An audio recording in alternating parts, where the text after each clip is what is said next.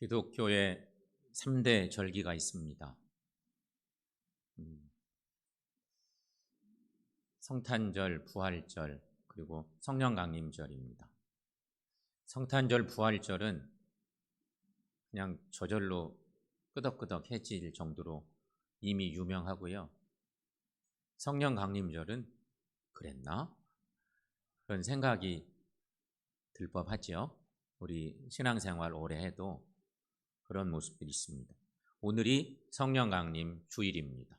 오늘이 성령강림 주일. 그런데 이 성령강림절은 교회 탄생일과 있다 있습니다.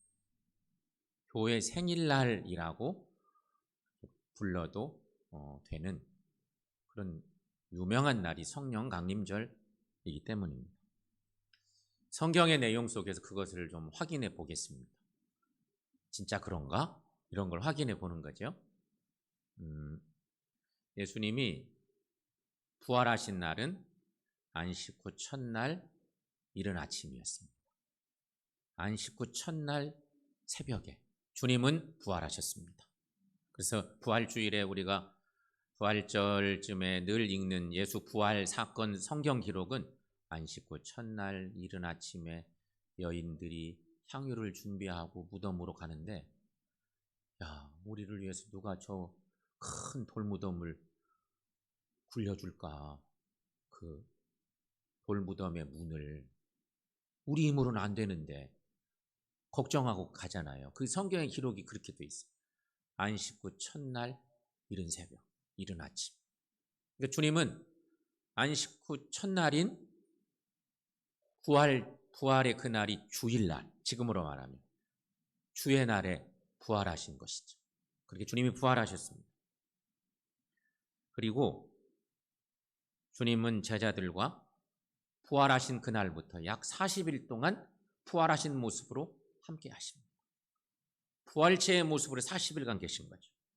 40일 동안 함께 하시는 동안 제자들과 하신 일, 성경의 기록은 하나님 나라의 일을 말씀하셨다. 이런 표현이 있습니다. 성경의 기록이니까 이렇게 표현한 거죠. 40일 동안 하신 일이 그 일만 있겠어요? 근데 핵심은 하나님 나라의 일을 말씀하셨다는 것입니다.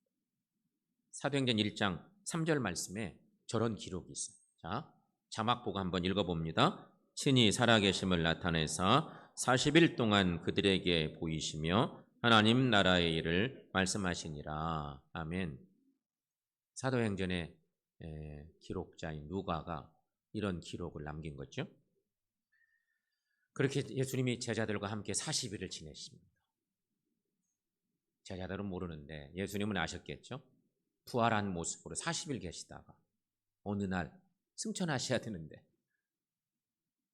제자들은 아무것도 몰랐을 거예요. 그런데 제자들 앞에 하나님, 예수님이 하늘로 승천하시는 날이 옵니다. 사도행전에는 저 말씀 바로 뒤에 사도행전 1장 4절 5절 말씀에 그 유명한 기록이 있습니다. 거기도 함께 읽어봅니다. 예루살렘을 떠나지 말고 내게서 들은 바 아버지께서 약속하신 것을 기다리라. 요한은 물로 세례를 베풀었으나 너희는 몇 날이 못되어 성령으로 세례를 받으리라 하셨느니라. 아멘. 주님이 하신 말씀. 제자들에게 부탁한 거. 제자들이 이 얘기를 잘 들었을까요? 얼마나 잘 들었을까요? 이전에 미안한 것도 있어요. 주님도 부인하고 다 도망가고 그런데 주님이 부활하셔서 주님을 만나고 하나님 나라의 일에 대한 얘기도 많이 듣고 그런데 갑자기 주님이 승천하시는 그 시기쯤에 이런 말씀을 딱 하시고 가셨으니 제자들이 정신 바짝 차리고 이 말씀에 순종하지 않았을까요? 분명히 그랬을 거예요. 예수제자 공동체는 주님의 말씀에 순종하며 예루살렘을 떠나지 않습니다. 그리고 모입니다. 그 모임의 주 장소는 마가다락방이었을 것입니다. 마가다락방에 모여서 기다립니다. 기다리는 동안 그냥 계속 기도만 하고 있지는 않았습니다. 주가 기도고 함께 하나님의 말씀을 묵상하고 그런 시간 보냈겠지만 한 가지 숙제가 있습니다. 그 숙제는 예수의 12제자 중에 한 제자가 자살해서 죽어버렸잖아요. 가룟 유다의 죽음. 큰 죄 짓고 그냥 사결했어. 그 자리가 비어 있어. 그래서 예수 공동체는 주님 말씀 순종하면서 마가다락방에 모여서 늘 예배하고 기다리는 동안 공석이 된 제자 하나를 채우는 거예요. 교회 공동체 속에 사람을 세우는 일을 한 거죠. 마띠아라는 제자가 뽑혀서 결국 12제자 조각이 딱 맞춰지는 그 일을 이 시기에 합니다. 그리고 주님이 기다리라니까 계속 기다리면서 시간을 보내는 거죠. 예수님이 부활하신 지 50일째, 승천하신 지 10일째 되는 날, 주님이 예루살렘 떠나지 말고 기다리라. 요한은 물로 세례를 베풀었지만 너희는 성령 세례를 받을 때가 올 것이다. 이런 말씀 주셨으니까 믿고 기다리는 것입니다. 그렇게 승천하신 10일째 되는 그날, 오순절 그날에 마가다락방에 모인 성도들에게 성령께서 강림하십니다. 이 날이 그래서 바로 성령 강림절이고 사람들은 또 말하죠. 오순절 성령 강림절이라고 하는 그런 이름도 붙이는 것입니다. 이 시간에는 여러분 성령 강림절의 의미를 생각하면서 영상 하나를 볼 텐데 이 영상이 마가다락방에 있던 제자 공동체에게 임한 성령의 은혜를 짧은 영상에 담아 놓은 그런 영화의 한 짧은 장면입니다. 함께 보겠습니다.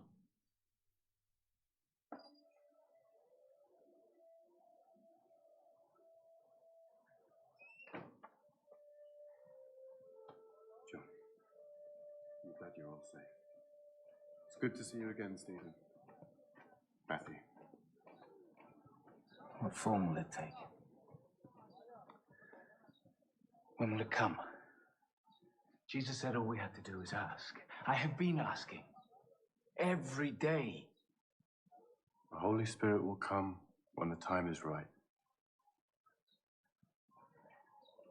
I think we should pray together.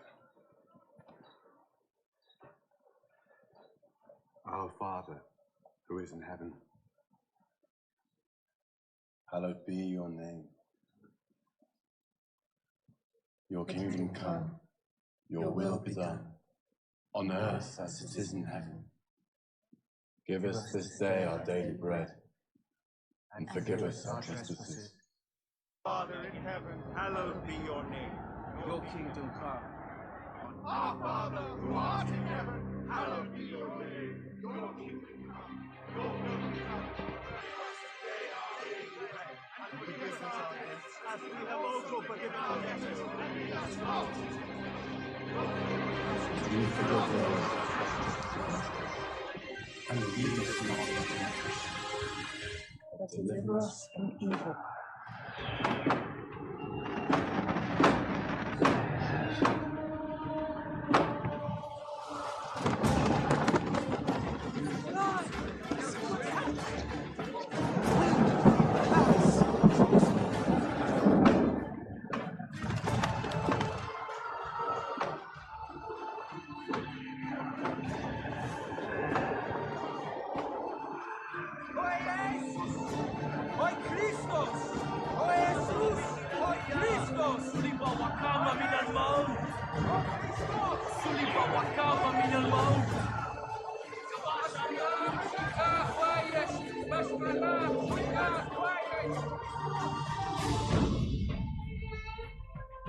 Eundem crucifixum resurrectum quidem vidi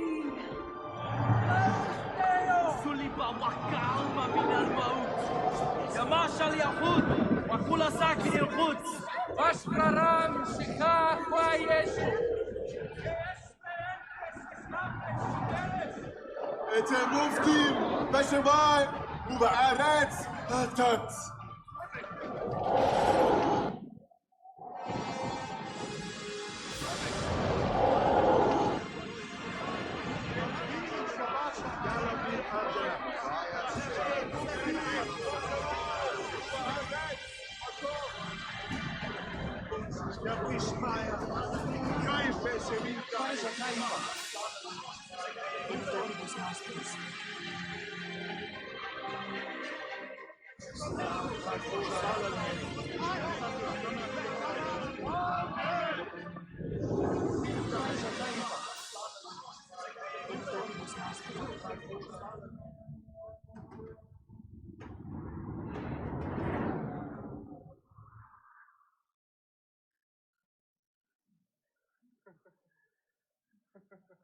How can we speak those languages? The Holy Spirit, He is with us.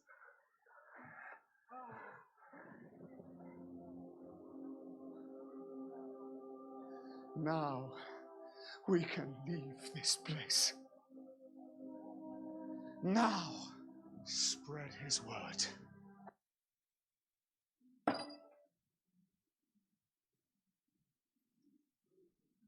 여기까지 보겠습니다.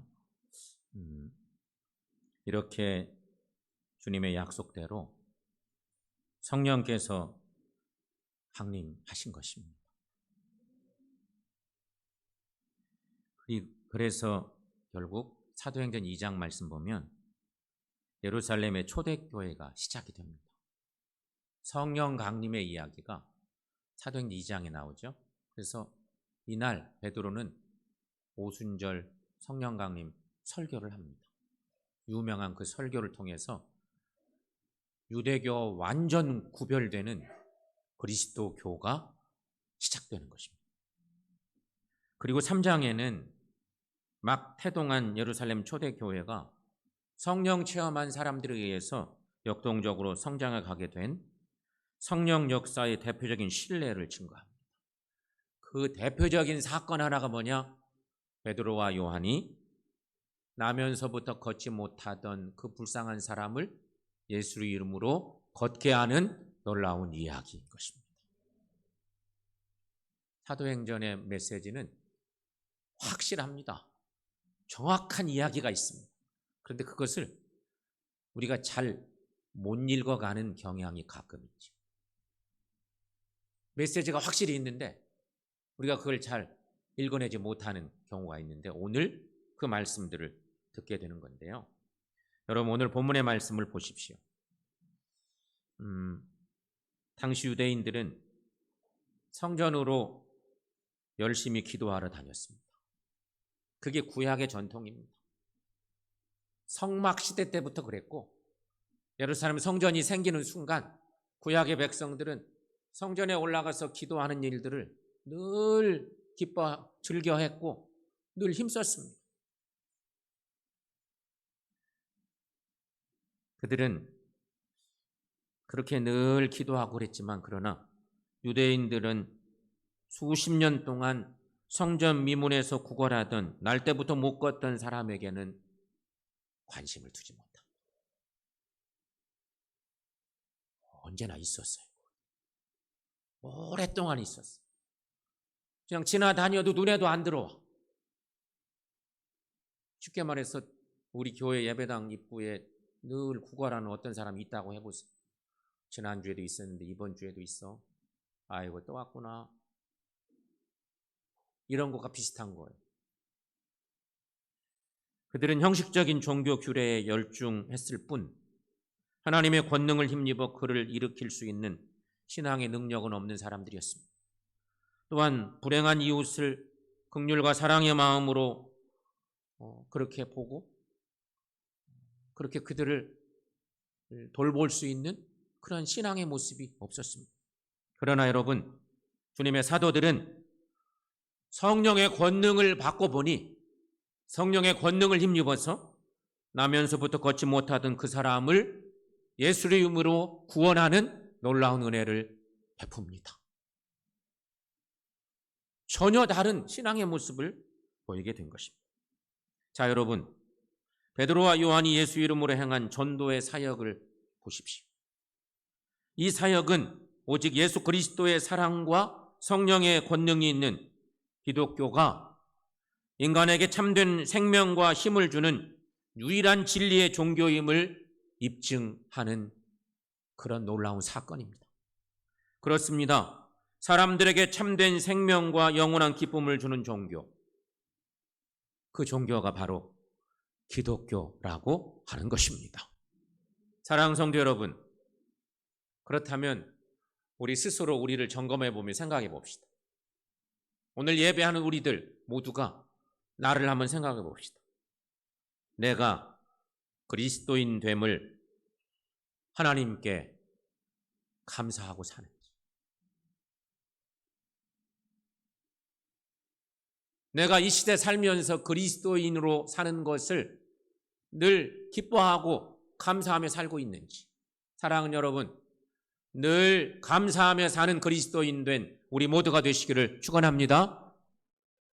그리고 베드로와 요한 사도처럼 예수님의 복음을 불신 가족들과 이웃들에게 나눠주는 복음의 전달자들이 되시기를 축원합니다.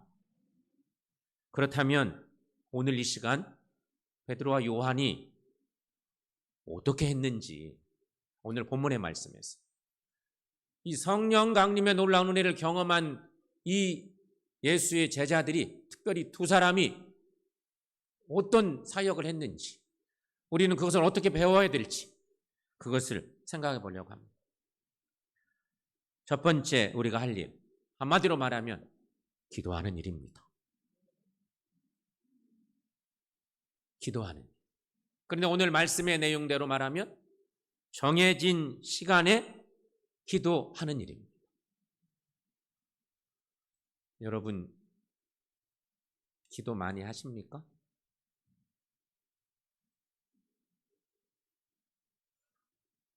정해진 시간에 기도하십니까? 기도하는 거 어때요? 성령 공동체의 특징은 보니까 기도하는 일이에요. 기도하시는가? 기도를 한다면 정해진 시간에 기도하는 기도 생활을 하고 있는가? 분명한 건 정해진 시간에 기도할 수 있으면 정말 더 많은 은혜를 받습니다. 그건 분명합니다. 그런 경험을 한 사람들은 알고 있습니다. 오늘 본문 1절 말씀에 여러분 거기 한번 읽어봅니다. 제9시 기도 시간에 베드로와 요한이 성전에 올라갈세. 이렇게 시작되는 말씀이죠. 물론 베드로와 요한도 유대인이었고, 그래서 지금도 유대인들처럼 정해진 시간에 기도해 왔고 기도하고 있을 것입니다. 이들도 유대인이잖아요. 유대의 오랜 전통에 보면 정해진 시간에 기도해, 성전에 올라와 기도하는 사람은 많아. 이들도 그렇게 기도했어요. 그러나 여러분, 한 가지 특이한 건 성령 체험 이후 성령의 놀라운 체험을 했어요. 기다리고 기다리다가 성령 세례를 받았어요. 성령 세례를 받은 후 완전 새로운 마음을 가지고 베드로와 요한이 성전에 올라온 거예요. 그게 중요해요.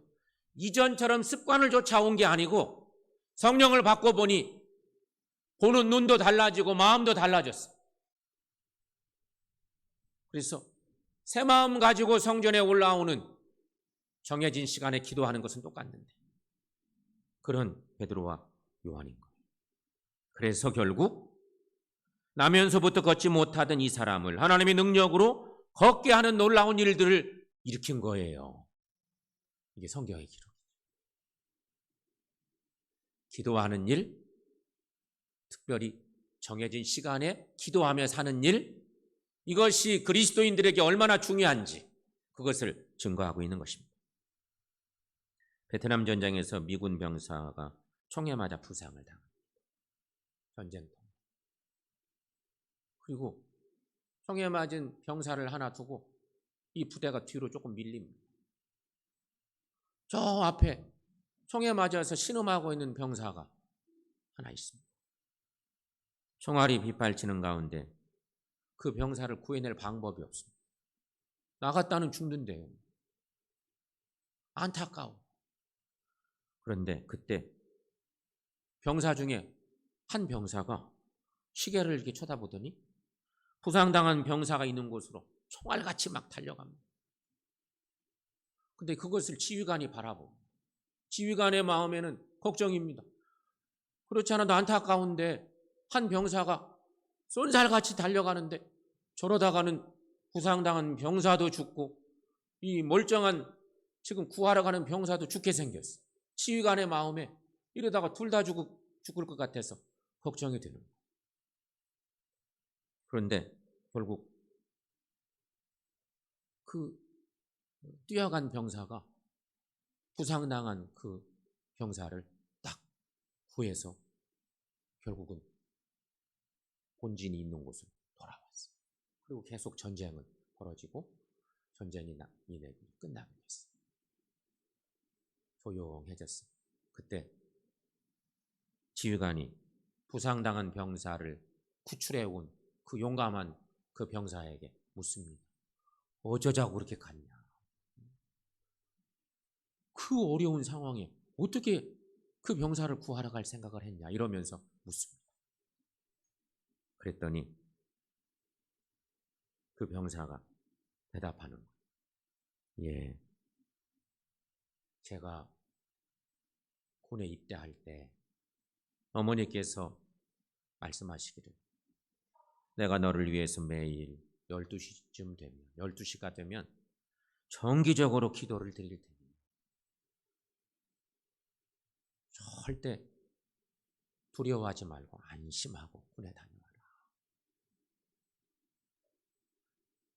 그런 어머니의 기도를 믿고 제가 보니 그 시간이 12시쯤 된 것 같아서 어머니의 기도를 믿고 그 병사를 구하러 다녀왔습니다.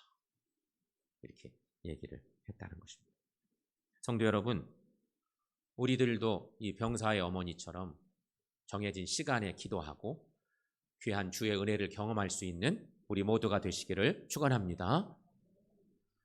또 하나, 베드로와 요한을 통해서 우리가 배우는 거, 영혼을 주목해야 한다는 것입니다. 오늘 본문 4절 말씀 보면 베드로가 요한과 더불어 주목하여 이르되, 이런 말씀이 있습니다. 기도하러 성전에 올라가던 베드로와 요한은 나면서부터 못 걷는 자를 봅니다. 다른 사람들도 봤는데 다른 사람들은 그냥 눈여겨보지 않고 그냥 흘리고 지나가는 거지. 또 있구나. 아이고 참. 여러 가지 반응들이 있었겠죠. 아이고 여러 가지로 그런 반응을 보이는데 베드로와 요한은 성령 체험하고 나니 온전한 예수의 마음을 갖게 되니 다르게 보인 겁니다. 다른 사람들은 못 보는데 베드로와 요한은 주목해서 보게 된 것입니다. 여러분, 여기서 주목하여라고 하는 말은 분명한 목적을 가지고 본다는 뜻입니다. 보통 사람들은 그냥 지나쳤지만 베드로와 요한은 영혼의 소리를 듣고 걸음을 멈춰 주목해 보았습니다. 여러분, 우리에게도 이렇게 주목해 보는 은혜가 있기를 소망합니다. 누군가를 주목해 보는 마음이 필요해요. 한 영혼을 살리려면 베드로와 요한처럼 영혼을 주목해 봐야 한다는 것이에요. 그렇다면 여러분, 교회가 주목해야 될 것이 뭘까요? 하나님의 교회가, 주님의 교회가, 그리스도 교회가 주목해 봐야 될 것이 뭘까요? 교회가 주목해야 할 대상은 죽어가는 영혼들입니다.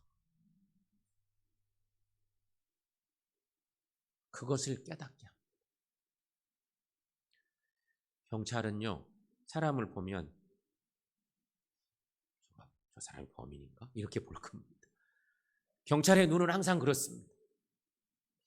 인상만 좀 이상하게 생겼어도 현상범 아니야? 뭐 이런 생각하겠죠? 경찰의 눈은 그렇습니다. 미용사의 눈은 어떨까요? 미용사의 눈은 사람들의 스타일, 머리 스타일만 보지 않을까요? 구두 수성공은 사람들이 걸어다니면 신발만 볼 것입니다. 잘 됐구나. 잘 수선이 됐구나. 이 바라보는 눈들이 다 다양합니다. 교회는 불신자의 영혼을 바라봐야 합니다. 베드로와 요한이 주목하는 영혼은 무엇을 얻을까 하여 바라보는 걷지 못하던 그 사람이었습니다. 나면서부터 못 걷는 이 사람은 뭔가 물질을 얻고 싶었습니다. 누가 도와주나 싶어서 사람들을 주목해 보지만 사도들은 그 사람을 볼 때 회복과 구원의 은혜를 주고 싶어서 그 사람을 바라보고 있는 것입니다. 성도 여러분, 우리들도 누군가를 주목해 보시기를 바랍니다. 주님의 마음으로 누군가를 주목해 봐야 됩니다. 특별히 우리의 가족 중에 죽어가는 영혼들이 있다면 그 가족들을 주목해 보시기를 바랍니다. 여러분 친지 중에, 친구 중에, 이웃 중에 내가 사랑하는데, 너무너무 좋아하는데 안타까운 사람이 있으면 그 사람을 주님의 마음으로 주목해서 보시고 그의 영혼을 보시고 구원에는 은혜가 있기를 축원합니다. 세 번째는요, 예수님을 선포하는 거죠. 오늘 본문 6절 말씀에 유명한 저 말씀이 있죠. 여러분 함께 읽습니다. 베드로가 이르되 은과 금은 내게 없거니와 내게 있는 이것을 내게 주노니 나사렛 예수 그리스도의 이름으로 일어나 걸어라. 아멘. 제자들은 예수 그리스도의 이름이 가지는 치유의 능력을 믿었습니다. 이 제자들은 성령을 체험하고 나니까 그 믿음이 더 확실해졌습니다. 죄와 죽음에서 건짐 받으려면 예수 그리스도의 이름이 갖는 능력을, 권능을 의지해야 하는 것을 알았습니다. 예수 그리스도의 이름을 선포하지 않고는 어떤 변화도 일어나지 않기 때문에 주님을 선포하게 되었던 것입니다. 사랑하는 여러분, 이 시간 우리의 마음을 한번 들여다봅시다. 우리의 믿음 상태를 한번 생각해 봅시다. 오늘 베드로와 요한을 생각해 보면서 우리를 한번 생각해 봅니다. 내 마음에 예수 이름에 대한 확신이 있는가? 그러면 예수 이름에 대한 확신이 있으십니까?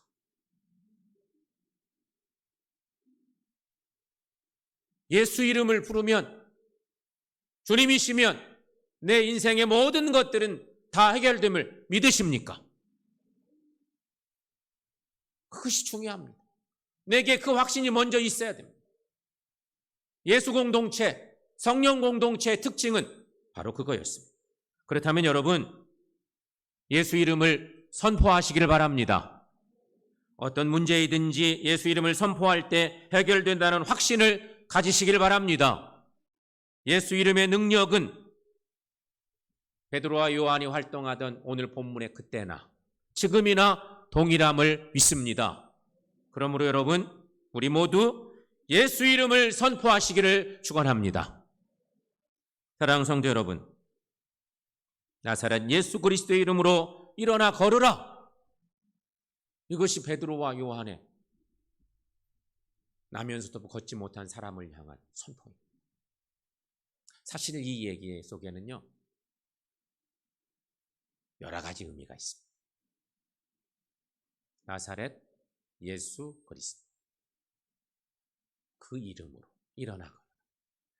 나사렛은 예루살렘 사람들이 생각할 때는 촌동네입니다. 촌동네. 갈릴리의 나사렛. 예수를 촌놈이라고 약간 비아냥거리며 웃던 그런 이름입니다. 예수 나사렛 사람. 나사렛에서 온 귀한 것이 날까? 그런데 예수의 제자들은 예수님을 그렇게 선포하는 거죠. 나사렛 예수 그리스도의 이름으로 일어나 걸으라. 예수를 선포하는 것입니다. 교회는 여러분, 내게 있는 예수님을 주는 공동체입니다. 그게 교회입니다. 길을 잃고 방황하는 자들에게 예수 이름으로 길을 깨우쳐 주어야 합니다. 절망에 빠져 좌절하고 있는 이들에게 예수 그리스도의 이름을 주어서 희망의 삶을 살도록 하는 공동체입니다. 그게 교회입니다. 그 교회에 내가 있고 우리 모두가 있는 것입니다. 사랑하는 여러분, 오늘이 성령 강림 주일입니다. 베드로와 요한, 다른 제자들도 성령을 체험하기 전에는 상당히 겁쟁이고 막 숨고 불안해하고 예수 이름을 증거하기를 주저했습니다. 성령을 체험하고 난 뒤 달라졌습니다. 바라보는 눈도 달라졌습니다. 국률여기는 마음도, 저 사람이 예수 만나면 살겠구나, 그런 마음도 생기고, 그래서 그 최고의 이적 사건을 일으킨 오늘 본문의 얘기인 것이죠. 베드로와 요한은 성령을 체험하고 하나님의 능력을 힘입어 완전히 새로운 삶을 살게 됩니다. 변화된 삶이죠. 그러므로 여러분, 우리들에게도 이런 변화가 있기를 소망합니다.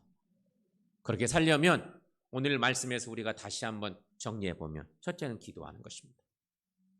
할 수 있으면 정해진 시간에 기도하면 좋겠는데, 그러지 못한다면 어쨌든 시간 내게 기회가 있는 대로 기도하는 시간을 갖는 것입니다. 한 영혼을 위해서 기도하는 것이죠.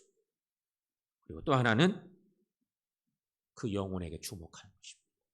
잃어버린 영혼, 죽어가는 영혼, 주님이 만나고 싶은 그 영혼을 주목해 보는 것입니다. 그리고 그 사람에게 예수의 이름을 선포하는 것입니다. 당신 말이야, 예수님 만나면 살 수 있어. 예수님 만나봐야 되겠어. 예수 안에 생명이 있어. 소망이 있어. 영원한 은혜가 있어. 전하는 것입니다. 사랑하는 여러분, 베드로와 요한 같은 믿음의 삶 사셔서 하나님 나라를 확장시키고 하나님을 높여드리는 온전한 은혜의 삶 살아가는 저 여러분들 모두가 되시기를 축원합니다.